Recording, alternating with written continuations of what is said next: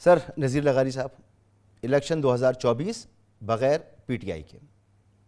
ہاں، اس وقت تو صورتحال یہی ہے، اور میں ایک بات کہتا ہوں کہ پی ٹی آئی ایک غیر سیاسی عناصر کا مجموعہ تھا جس نے سیاست کو بھی ایک اس طرح کا کھیل نہیں رہنے نہیں دیا کہ جس میں وہ سیاستدان کے طور پر سامنے آتے، اور ان کا جو مسائل انہوں نے پیدا کیے خود ایک بطور حکمران کی انہوں نے ڈیلیور نہیں کیا، بطور اپوزیشن بھی انہوں نے ڈیلیور نہیں کیا۔ وہ ایوان میں بیٹھتے، وہ اگر تحریک عظمت وہ امریکہ لے آیا، پوری دنیا ان کے خلاف ہو گئی، سارا کچھ ہو گیا، اور وہ جو جن جنرلوں کو کہتے ہیں جنرل باجوہ یا کوئی اور، وہ ان کے خلاف ہو گئے تھے، اس کے باوجود آپ کے پاس ایک فورم موجود تھا، وہاں بیٹھتے اور بات کرتے۔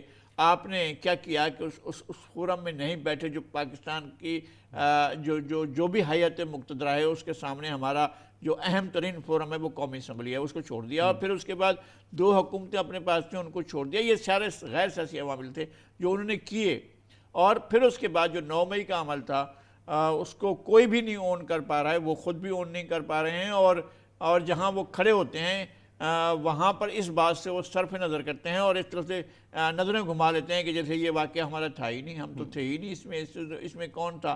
اچھا، جن لوگوں کی تصویریں آئیں، جن لوگوں کے ساری چیزیں آئیں وہ بھی نظر آ رہی تھیں۔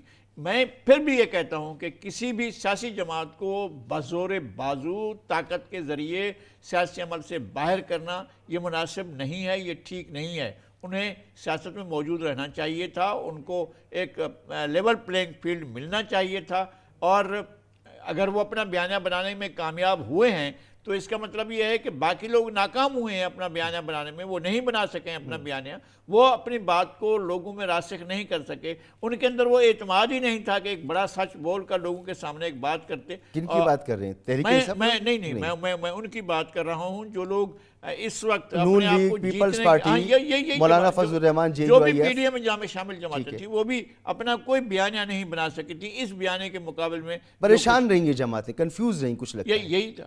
اور وہ اب ایسی بہکی سی باتیں کر رہے ہیں کہ پیٹرول بانٹ دیں گے، بجلی بانٹ دیں گے، نہیں، یہ تو ممکن 30 لاکھ نہیں گھر ہے، بنا ان دیں کے گے۔ لیے کسی کے لیے بھی ممکن نہیں ہے کہ یہ پاکستان میں پیٹرول بانٹیں گے۔ کہاں سے بانٹیں گے پیٹرول؟ آپ کے پاس پاکستان میں کل پیدا کو ہوتا ہے 50 لاکھ گھروں کا مذاق اڑاتے تھے، ایران دنیا میں چند بڑے ملکوں میں ہے جو پیٹرول پیدا کرتے ہیں، اور ایران میں ایک لمبے عرصے تک پیٹرول کی راشننگ ہوتی تھی، کسی کار کو 3 لیٹر پیٹرول سے زیادہ پیٹرول نہیں ملتا تھا۔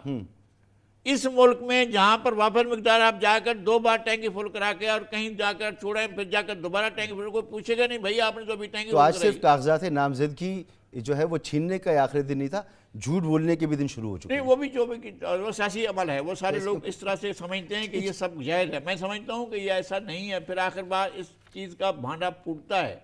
یہ چیزیں جو آپ سیاست میں جو بھی کام کریں گے وہ ایسا نہیں ہوتا ہے۔